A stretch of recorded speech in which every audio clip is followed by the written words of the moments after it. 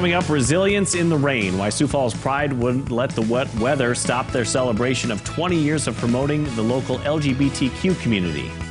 And we hear from a Sioux Falls filmmaker about a new nonprofit looking to teach people about diversity in a unique way.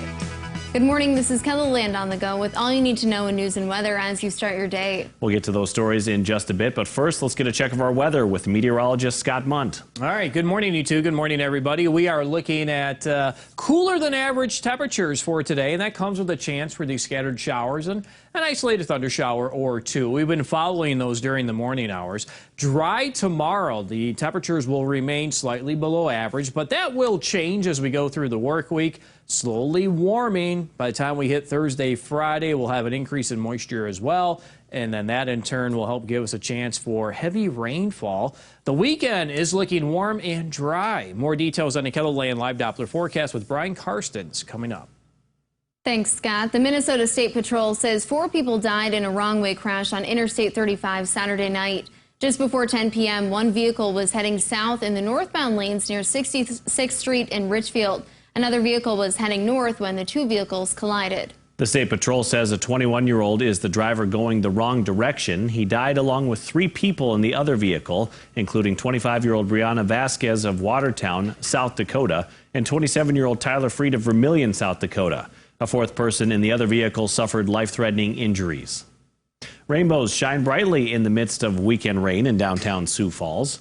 Sioux Falls Pride hosted a gathering Saturday in front of City Hall to celebrate 20 years of the LGBTQ advocacy group. It was important for participants to make a very visible showing despite the downpours to promote further acceptance in the community at large. It's not just one flag. While it is the rainbow flag that unites us all, we do have individual ones from Lesbian Pride, which is the one I'll be flying, to Trans Pride and numerous other identities. So we're excited to have a visibility gathering today to show our support for Sioux Falls and that we belong here in Sioux Falls for everybody, not just for one walks of life. Other Pride-related events took place Saturday, including a pop-up shop at Vishnu Bunny in downtown Sioux Falls. In wake of recent protests and calls for racial equality, Augustana University in Sioux Falls is highlighting the experiences of some of its black students as the school looks to learn from its students studying there. The goal of the program is for the school and the student body to work together to bring about positivity at the school and to create awareness about experiences that students might encounter. The first student story to be shared was that of Mackay Moore, a sophomore from Woodbury, Minnesota. Moore says it's not easy being a black man on a predominantly white campus, but says Augustana has given him a voice and a platform. To help Augustana see that they have the resources and they have, 2 students and other students that really want to push for that diverse campus and that really want to help limit those racial encounters and just to educate everybody on the matter at hand, and that is racism in a whole. To hear more from Moore about how he used getting involved on campus as a way to make sure his voice and those of others are heard, and what he hopes to accomplish at Augustana before he graduates, head to this story on KELOLAND.com. 2 Sioux Falls filmmakers have come together to form the nonprofit called the Hazard Project.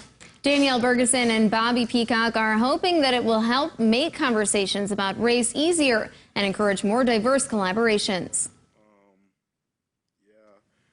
Which seeks to fiscally sponsor and advocate films in the future that center around the topic of diversity and prioritize diversity in front of and behind the camera. Their first short film is titled Hazard. It chronicles a black family as they take a cross-country road trip and are put in a tough situation by police officers. Yesterday was the perfect day to get out and enjoy the nice weather and spend time with loved ones. Families spent time on the trails at Good Earth State Park in southeastern KELOLAND, taking in the scenery and taking advantage of time together.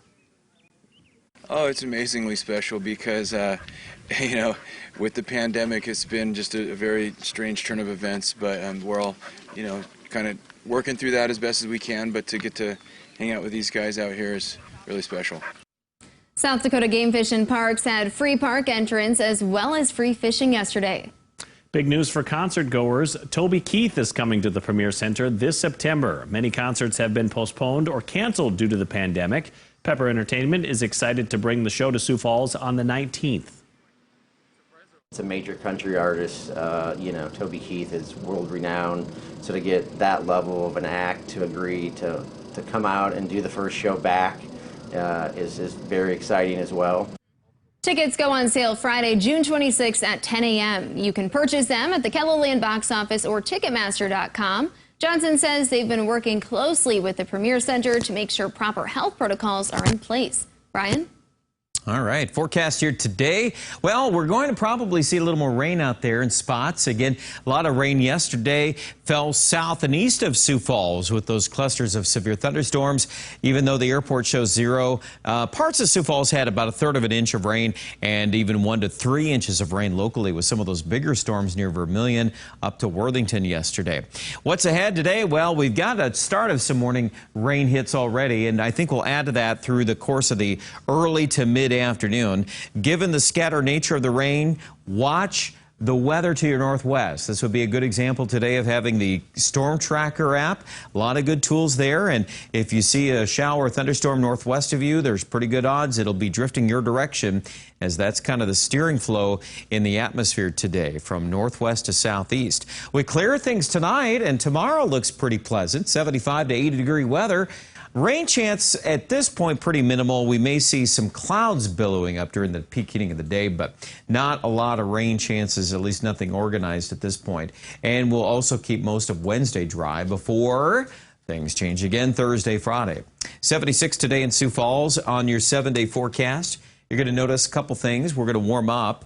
80s, pretty common here at the end of the week. And then thunderstorm chances growing. Thursday late, we'll keep watching how that all kind of comes together here. But we've got some ingredients there that would support some thunderstorms across KELOLAND.